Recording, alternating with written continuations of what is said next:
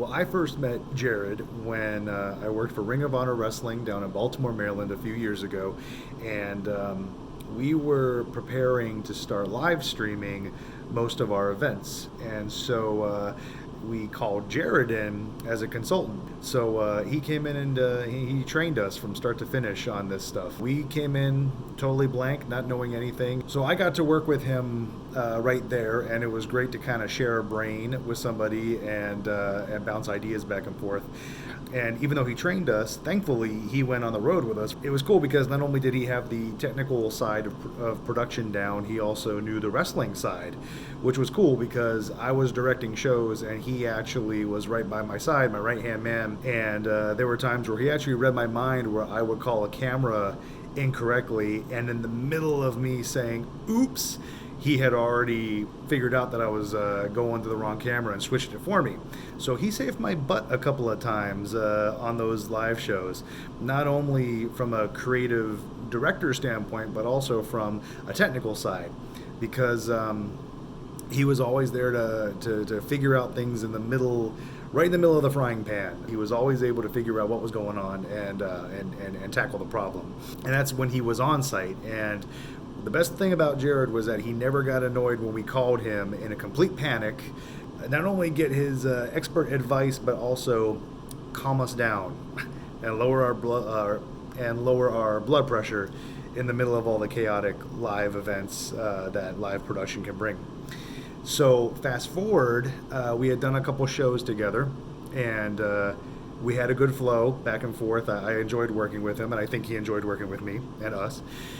We were doing All In, which was one of the biggest wrestling shows of the past decade.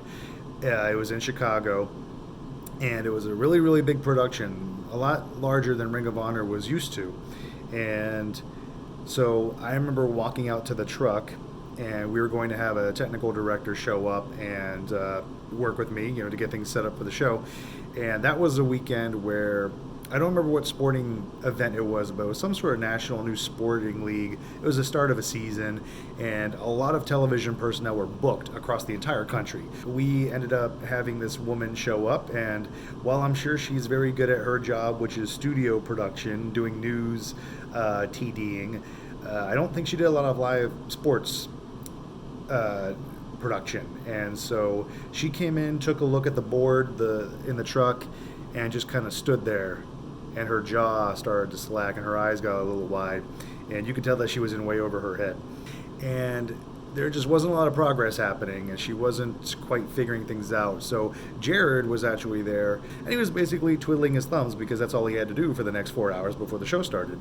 And so I called him in for him to kind of take a look and maybe help her out, maybe figure out a way to ask better questions than I could ask, because I certainly didn't know how to run anything. And so they went back and forth for probably an hour, and unfortunately there wasn't a lot of progress being made. And so I kind of pulled him aside and I said, how much time do you need so that you can sit next to me? And barely 2 seconds passed, no emotion on Jared's face. He just said, okay, 20 minutes. I got you. And I said, good. And so my first managerial decision as a director in a truck was to get rid of the other TD and throw Jared right in the middle of the fire. He sat right there, learned a whole system in about an hour, and cut one of the biggest shows, certainly that I had ever cut, and I think that he's ever cut.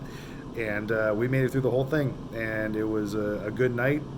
And nobody watching knew any difference that there was such a catastrophe so close to ruining the entire production. So I certainly gave him a big hug and a big handshake after that show, and felt forever indebted to Jared, not only for coming through professionally, but also just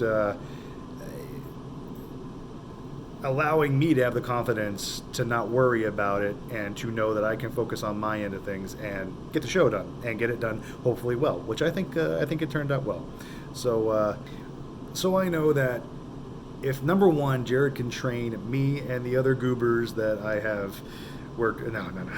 So I know that if Jared can actually train me and my cohorts to learn this new equipment just out of the blue, and also follow through and save our butts and create magic on the fly out of the mouth of despair and potential catastrophe. I know also that he is able to elevate other people because I've seen it happen firsthand. I've been a part of it, and I've seen it happen with others, and I've felt it firsthand. So if you have Jared in your corner, I'm telling you, you're in good hands, and I wish him nothing but the best.